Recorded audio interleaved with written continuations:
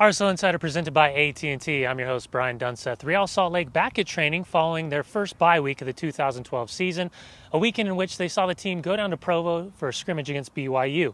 Now the focus turns to FC Dallas Saturday night here at Rio Tinto Stadium. And with FC Dallas coming off the result Wednesday night in Chicago, this is a team without David Ferreira and Breck Shea that RSL is focusing on. I think at this point in the season, we just completely focus on ourselves and don't worry about anything else. We're not, chasing anybody. We're not scared of someone coming up from behind us in the tables. It's just strictly, week to week.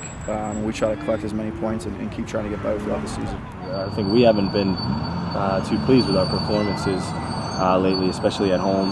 I think some of the other games, maybe early on, we weren't putting teams away, but we're happier with our performances.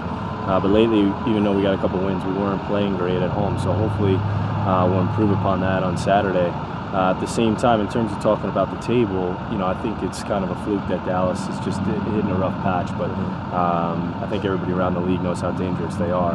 And they're going to get it going. Hopefully it won't be this weekend. The perfect example is Toronto. I think it was easy to look at them at 0-whatever when they came in, and they gave us a run for our money. So it's tough to play desperate teams like that. They're clawing for every point, and guys are fighting for their jobs. So I don't think you can look past them or assume anything. They'll be just as tough as they've ever been. Team that's probably going to come in, and play a 5-1, 4-3-3, with some wingers that are pretty pacey and good one-on-one players. So we need to be careful with the ball in the midfield.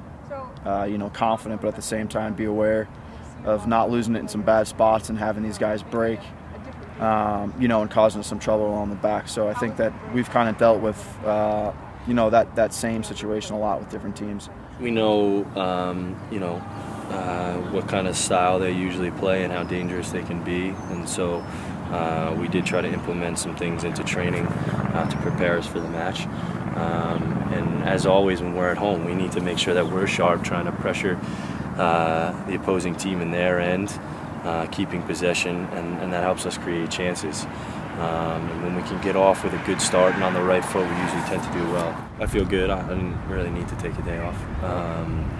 Even though my hamstring's maybe not 100%, it's been feeling great the whole week. And I felt like it was nice to come out and get some touches after, it had been a while since I had touched the ball before, this week. And so, a practice like today is always good to try to get sharp before the weekend.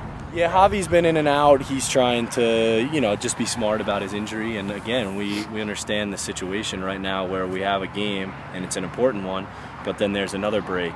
And so for him and myself and a couple other guys, it of course depends on how we're feeling with our bodies, but I think with the staff, they're going to be, we don't know who's going to play yet, but at the same time, I think we'd err on the side of caution only because if you get past this game, then we have a little bit more time, besides, of course, the Open Cup games, which we'd like to win, but we have a little more time before the next regular season match. And so we want to make sure we're not rushing it, re-injuring it, and then you got to start the process over.